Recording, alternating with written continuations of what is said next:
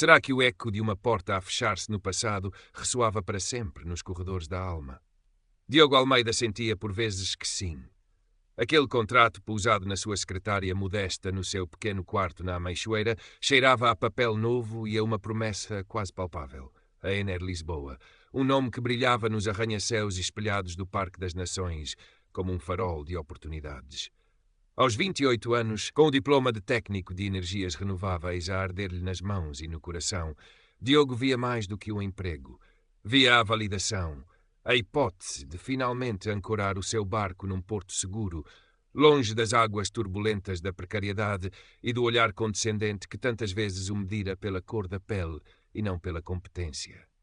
Lembrou-se do brilho nos olhos da mãe quando lhe contara, da forma como ela juntara as mãos e agradecera baixinho, como se um milagre tivesse acontecido. Para ela, filha de imigrantes cabo-verdianos que tinham chegado a Portugal com pouco mais do que a esperança, ver Diogo entrar numa empresa daquela envergadura era a concretização de um sonho adiado por gerações.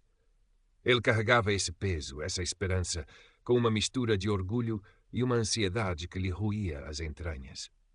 A pequena cicatriz acima da sobrancelha esquerda, quase invisível, latejou por um instante. Uma velha conhecida dos tempos de escola, onde ser diferente era, demasiadas vezes, ser um alvo.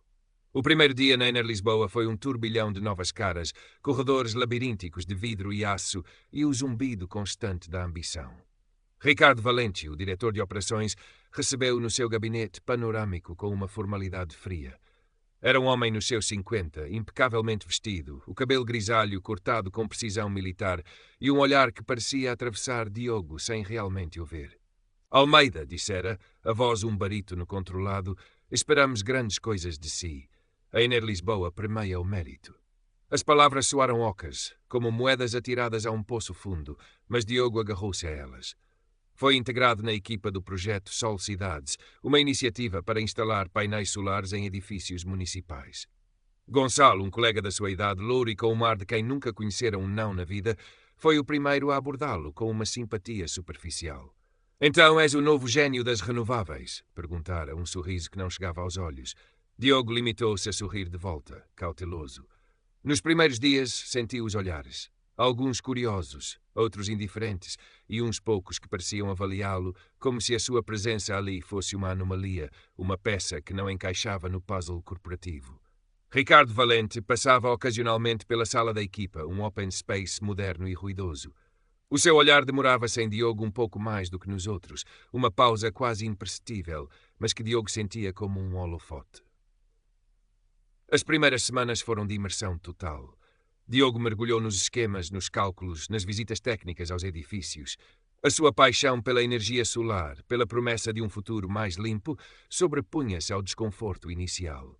Propôs soluções inovadoras para otimizar a instalação em telhados mais antigos, ideias que foram recebidas com um silêncio momentâneo nas reuniões de equipa, seguido por um «interessante, Almeida, vamos analisar», por parte do chefe de equipa, que depois, curiosamente, via essas mesmas ideias serem apresentadas por Gonçalo, com pequenas alterações e elogiadas por Valente. «Excelente visão, Gonçalo. É este tipo de pensamento proativo que aprecio», comentara Valente num e-mail que fora copiado para toda a equipa.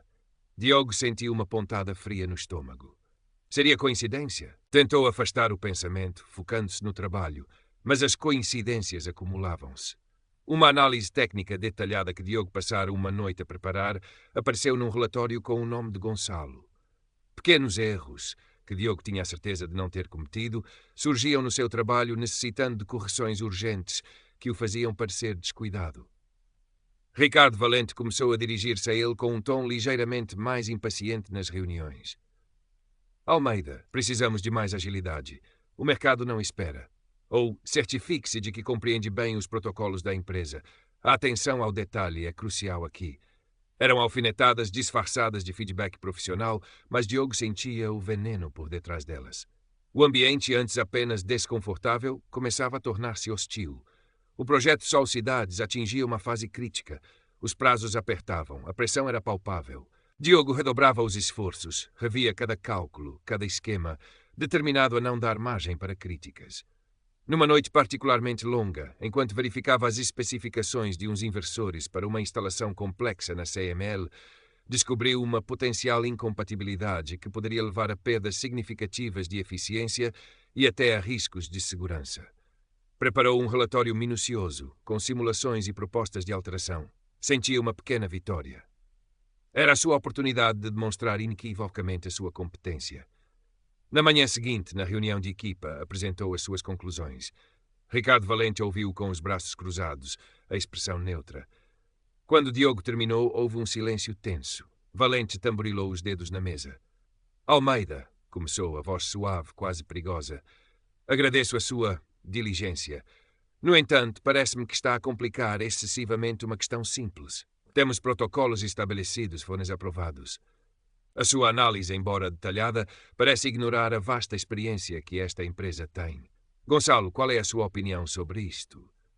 Gonçalo, apanhado de surpresa, anuiu rapidamente. Sim, Dr. Valente, concordo. Revimos os equipamentos, parecem-me adequados. Talvez o Diogo não esteja totalmente familiarizado com os nossos standards. Diogo sentiu o sangue a fugir-lhe do rosto.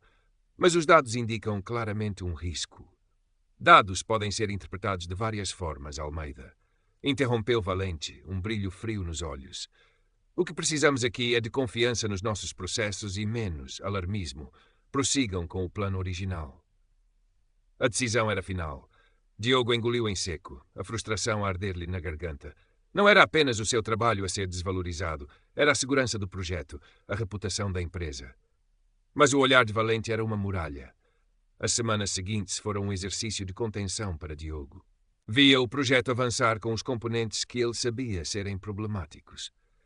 Tentou mais uma vez conversar em particular com o seu chefe de equipa direto, um engenheiro mais velho chamado Rui, que sempre parecera mais receptivo.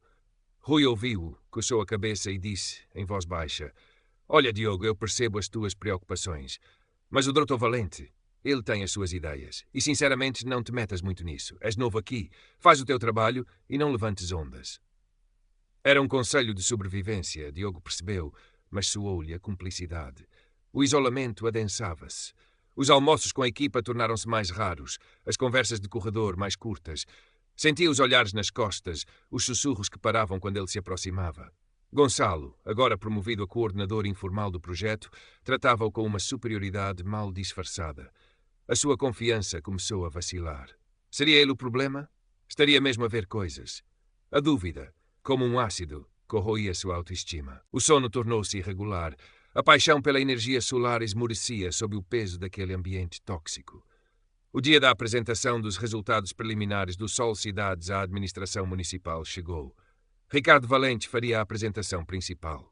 Diogo estava presente, sentado numa das últimas filas, sentindo-se um espectador da sua própria tragédia profissional. Valente, eloquente e confiante, exibia gráficos e projeções. Tudo parecia correr bem. Até que um dos vereadores, conhecido pelo seu rigor técnico, começou a fazer perguntas específicas sobre a performance dos inversores e a eficiência real das instalações. Valente hesitou por um instante, depois desviou a conversa com mestria. Mas a semente da dúvida fora plantada. Nos bastidores da Ener Lisboa, o pânico começou a instalar-se. Os primeiros relatórios de performance das instalações piloto confirmavam os receios de Diogo. A eficiência estava abaixo do prometido e havia sinais de sobreaquecimento em alguns inversores. Era preciso um bode expiatório e rapidamente. Numa tarde fria de novembro, Diogo foi chamado ao gabinete de Ricardo Valente. O ar estava carregado. Valente não estava sozinho. O diretor de recursos humanos, um homem com um sorriso forçado, também estava presente. Almeida, começou Valente sem rodeios, temos um problema grave com o projeto Sol Cidades. Uma falha técnica significativa que resultou de negligência na fase de especificação dos componentes. E, infelizmente, todos os indícios apontam para si. Diogo ficou gelado. Isso não é verdade. Eu alertei para os riscos destes componentes. Tenho o relatório. O relatório a que se refere, interrompeu Valente, a voz gélida, foi considerado alarmista e desprovido de fundamento técnico sólido na altura. O que temos agora são factos, uma falha que vai custar caro à empresa, e a responsabilidade é sua. O diretor de RH entregou-lhe uma carta. Processo disciplinar. Despedimento com justa causa. O mundo de Diogo desabou. As palavras de Valente ecoavam na sua cabeça. A injustiça era tão palpável que lhe cortava a respiração. Tentou argumentar, explicar, mas era como falar com uma parede de granito. Saiu do gabinete atordoado, a carta a tremer-lhe na mão. Lá fora, o céu de Lisboa estava cinzento, um espelho da sua alma. Caminhou sem rumo pelas ruas movimentadas do Parque das Nações, o barulho da cidade e um zumbido distante. Aquele sonho, a Ener Lisboa, transformara-se num pesadelo. No seu bairro, o cheiro familiar a café e pão quente vindo da padaria pareceu pela primeira vez estranho. A mãe, ao vê-lo, percebeu imediatamente que algo estava errado. Ele desabou, contou-lhe tudo, a voz embargada pela raiva e pela humilhação. Ela ouviu em silêncio, os olhos marejados, e depois abraçou-o com força. Meu filho, disse ela, a voz firme apesar da dor, tu não fizeste nada de errado. Eles não te vão vergar. Um antigo professor do curso técnico a quem Diogo sempre admirara, o professor Antunes, um homem de cabelos brancos e olhar arguto, ouviu a sua história no dia seguinte. Diogo, disse ele após uma longa pausa, isto cheira a racismo e abuso de poder a quilómetros. Mas a palavra deles, infelizmente, vale mais do que a tua neste momento. Precisas de ajuda legal e precisas de lutar. Deu-lhe o contacto de uma pequena associação de apoio a vítimas de discriminação. Procura uma advogada chamada Sofia Mendes. Diz que vais da minha parte. Com o coração pesado e pouca esperança, Diogo marcou uma consulta. O escritório de Sofia Mendes era pequeno, numa rua secundária da Baixa, atafolhado de processos e livros. Sofia, uma mulher de cerca de 45 anos, com uns olhos vivos e um sorriso que transmitia tanto cansaço como determinação, recebeu com simplicidade. Diogo contou a sua história hesitante no início, depois com uma urgência crescente, como se as palavras presas há tanto tempo precisassem de sair. Sofia ouviu sem interromper, tomando notas, o seu olhar fixo nele. Quando ele terminou, ela suspirou. Diogo, o que me descreve é, infelizmente, um padrão demasiado comum. A discriminação no local de trabalho, especialmente contra minorias, é muitas vezes subtil, difícil de provar. Ricardo Valente, já ouvi esse nome. Não será fácil. Acha que há alguma hipótese? Perguntou Diogo, a voz pouco acima de um sussurro.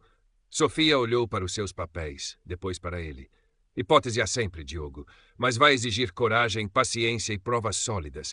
Aquele relatório que você mencionou, ainda o tem? Diogo anuiu. Ótimo, isso é um começo. Vamos analisar cada detalhe, cada e-mail, cada testemunha possível.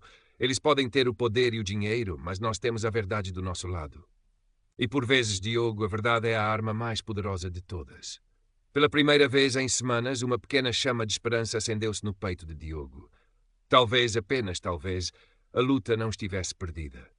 Sofia Mendes mergulhou no caso com uma tenacidade impressionante. Analisaram o relatório original de Diogo, compararam-no com as especificações técnicas dos componentes realmente utilizados e com os relatórios de performance que começavam a surgir. A discrepância era flagrante e confirmava as preocupações iniciais de Diogo. Isto é ouro, Diogo, disse Sofia, os olhos a brilhar. Isto não é apenas negligência da parte deles, é uma má gestão deliberada e usaram-te como bode expiatório. O passo seguinte foi notificar formalmente a Ener Lisboa da intenção de Diogo de contestar o processo disciplinar e o despedimento iminente, alegando despedimento ilícito e discriminação racial. A resposta da empresa, através do seu departamento jurídico, foi rápida e arrogante. Negavam todas as acusações, reafirmavam a negligência grosseira de Diogo e ameaçavam com um processo por difamação se ele persistisse. Ricardo Valente, percebia-se nas entrelinhas da comunicação formal, estava furioso e determinado a esmagar qualquer resistência. Eles estão a tentar intimidar-nos, comentou Sofia. Calma. É o procedimento padrão. Agora precisamos de testemunhas. Alguém dentro da Ener Lisboa que possa corroborar a tua versão, que tenha presenciado as microagressões, a forma como as tuas ideias eram sistematicamente desvalorizadas ou roubadas por Gonçalo com o aval de Valente. Diogo pensou nos seus colegas. Muitos tinham demonstrado simpatia velada, mas o medo de Valente era palpável. Rui, o chefe de equipa, era uma possibilidade, mas ele já se mostrara relutante em confrontar a direção. Havia, no entanto, uma colega mais nova, a Ana, uma designer gráfica que também se sentira algumas vezes marginalizada por ser mulher num ambiente muito masculino. E talvez o David, um técnico júnior que partilhara com Diogo, à hora do almoço, o seu desconforto com certas injustiças que via. eram possibilidades ténues. Sofia, com a ajuda de Diogo, preparou cartas confidenciais para alguns destes colegas, explicando a situação e pedindo, se possível, um testemunho, mesmo que anónimo numa primeira fase. A espera pelas respostas foi angustiante para Diogo. Cada dia que passava aumentava a pressão financeira e emocional. A sua mãe preocupava-se em silêncio, mas o seu apoio era inabalável. Surpreendentemente, Ana respondeu. Pediu para se encontrar com Sofia fora do escritório. Estava nervosa, mas determinada. Contou como vira Ricardo Valente a humilhar Diogo subtilmente em reuniões, como as suas contribuições eram frequentemente ignoradas. Não tinha provas concretas de sabotagem, mas o padrão de comportamento de Valente em relação a Diogo era para ela evidente. Ele nunca gostou do Diogo, disse Ana. Sentia-se, não sei, ameaçado pela competência dele ou simplesmente não o queria ali. O testemunho de Ana, embora não fosse uma prova irrefutável, era um forte indício moral. Entretanto, uma reviravolta inesperada aconteceu. Um envelope anônimo chegou ao escritório de Sofia. Dentro, cópias de e-mails internos da Ener Lisboa, trocados entre Ricardo Valente e o diretor de compras, onde Valente insistia na aquisição dos componentes mais baratos, os mesmos que Diogo identificara como problemáticos, apesar dos alertas do departamento técnico sobre a sua qualidade inferior. Numa das mensagens, Valente escrevia: precisamos de cortar custos neste projeto. A performance pode ser otimizada nos relatórios. Quanto ao Almeida, ele que se limita a executar. Se houver problemas, já sabemos quem responsabilizar. Isto é dinamite, disse Sofia, os olhos arregalados. Alguém lá dentro está do teu lado, Diogo. Alguém com acesso à informação muito sensível. Aquilo mudava tudo. Tinham agora uma prova documental da má-fé de Valente e da intenção de usar Diogo como bode expiatório. Com estas novas provas, Sofia solicitou uma audiência de mediação urgente com a Ener Lisboa, antes que o processo de despedimento de Diogo fosse finalizado. A empresa, embora relutante, aceitou. Sabiam que recusar poderia ser mal interpretado caso o assunto chegasse a tribunal. A sala de mediação era austera, impessoal. De um lado, Diogo e Sofia. Do outro, Ricardo Valente, ladeado por 2 advogados da empresa, a sua expressão uma máscara de fria arrogância. O mediador, um jurista experiente, tentava manter um tom neutro. Sofia começou por apresentar o caso de Diogo de forma metódica, as suas qualificações, o seu trabalho no projeto, os alertas que fizera sobre os componentes, a forma como fora sistematicamente desvalorizado e, finalmente, a acusação falsa. Depois, com um timing perfeito, apresentou as cópias dos e-mails internos. O silêncio na sala tornou-se pesado. Viu-se uma ligeira contração no maxilar de Valente. Os advogados da empresa trocaram olhares nervosos. Estes documentos são inadmissíveis, disse um deles, a voz um pouco mais alta do que o necessário. Foram obtidos ilegalmente. A legalidade da sua obtenção pode ser discutida em sede própria, se assim o entenderem, retorquiu Sofia, calma. O que eles demonstram, inequivocamente, é a intenção do Dr. Valente de usar componentes de qualidade inferior e de atribuir responsabilidades ao meu cliente por quaisquer falhas subsequentes. Isto, meus senhores, tem um nome, má-fé. E, considerando o historial de tratamento dado ao senhor, Almeida configura também um claro caso de assédio moral e discriminação. Valente tentou intervir, a voz carregada de indignação forçada. Isto é um ultraje, uma tentativa de manchar o meu bom nome e o da Ener Lisboa. Foi então que Diogo, que se mantivera em silêncio, sentiu uma força inesperada. A imagem da sua mãe, a fé do professor Antunes, a coragem de Ana, a determinação de Sofia, tudo isso convergiu nele. Olhou diretamente para Ricardo Valente. Dr. Valente, começou, a voz firme, surpreendendo-se a si mesmo. Eu entrei na Ener Lisboa com esperança e dedicação. Queria contribuir, queria crescer. Mas o que encontrei foi um ambiente onde a minha cor parecia importar mais do que a minha competência. Onde as minhas ideias eram roubadas e o meu esforço desvalorizado. Onde me tentaram transformar num bode expiatório para encobrir decisões erradas. Continuou, a voz a ganhar força, cada palavra pesada de uma dor longamente contida. O senhor pode ter poder, pode ter influência, mas não tem o direito de destruir a dignidade de uma pessoa, de esmagar os seus sonhos por puro preconceito ou conveniência. Eu não fui negligente. Eu fui competente. Eu alertei, e o senhor não quis ouvir. Ou pior, ouviu e decidiu ignorar, porque para si eu era apenas o Almeida, alguém dispensável. O discurso de Diogo, carregado de uma emoção crua mas digna, pairou na sala. Ricardo Valente estava pálido, os seus lábios uma linha fina. Os advogados da empresa cochichavam freneticamente. O mediador observava a cena, impassível. A fachada de Ricardo Valente começou a ruir. Pressionado por Sofia com perguntas diretas sobre os e-mails e o tratamento dado a Diogo, as suas respostas tornaram-se evasivas, contraditórias.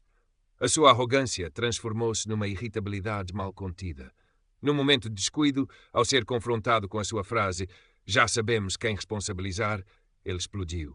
Ele é que devia ter feito o trabalho dele como deve ser, em vez de andar a criar problemas onde não existiam. No momento de descuido, ao ser confrontado com a sua frase "já sabemos quem responsabilizar", ele explodiu. Ele é que devia ter feito o trabalho dele como deve ser, em vez de andar a criar problemas onde estes tipos vêm para aqui e pensam que podem ditar as regras. A palavra tipos, carregada de um subtexto racial inconfundível, ficou a pairar no ar, um deslize fatal. Sofia não o deixou escapar. Estes tipos, Dr. Valente, a quem se refere exatamente? Valente percebeu o erro, tentou recuar, mas era tarde demais. A sua máscara caíra, revelando o preconceito que o movia. A audiência de mediação terminou sem um acordo imediato, mas a balança tinha claramente pendido. Os advogados da Ener Lisboa sabiam que tinham um problema sério nas mãos. A perspectiva de um processo judicial público, com as provas que Sofia e Diogo agora detinham, e com o testemunho potencialmente devastador de Diogo e Ana, era um risco que a empresa não queria correr. A sua reputação, construída sobre uma imagem de modernidade e responsabilidade social, seria manchada. Nos dias que se seguiram, houve uma intensa troca de comunicações entre Sofia e o departamento jurídico da Ener Lisboa. A postura da empresa mudara drasticamente. Já não havia ameaças, mas sim uma tentativa de encontrar uma solução amigável. Finalmente, a proposta chegou.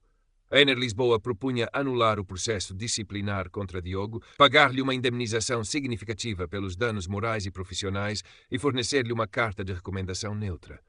Em troca, Diogo assinaria um acordo de confidencialidade. Diogo e Sofia discutiram a proposta. Não era a vitória esmagadora que sonhavam, onde Valente seria publicamente humilhado e demitido. Mas era uma vitória. Era o reconhecimento da injustiça, era a limpeza do seu nome, era a possibilidade de recomeçar. "O que achas, Diogo?" perguntou Sofia. "É menos do que ele merece, mas é mais do que muitos conseguem." Diogo pensou na longa batalha, no desgaste emocional. Pensou na sua mãe, no seu futuro. "Acho que aceito", disse ele, uma sensação agridoce a invadi-lo. "Mas com uma condição. Quero que, como parte do acordo, a empresa se comprometa a implementar um programa sério de formação em diversidade e antidiscriminação e a criar um canal de denúncia verdadeiramente independente." Sofia sorriu. "Gosto dessa condição." A Ener Lisboa, ansiosa por encerrar o caso, aceitou. Ricardo Valente foi discretamente convidado a tirar uma licença sabática prolongada enquanto uma revisão interna de procedimentos e liderança era anunciada. Na prática, era o início do seu fim na empresa. Gonçalo, sem o seu protetor, viu a sua carreira estagnar. Ana, que se disponibilizara a testemunhar, sentiu um alívio imenso e um respeito renovado por Diogo. Diogo não regressou à Ener Lisboa. O ambiente estava demasiado contaminado, as memórias demasiado dolorosas. Com a indemnização, ajudou a sua família, investiu em mais formação na área das tecnologias de hidrogênio verde, uma nova fronteira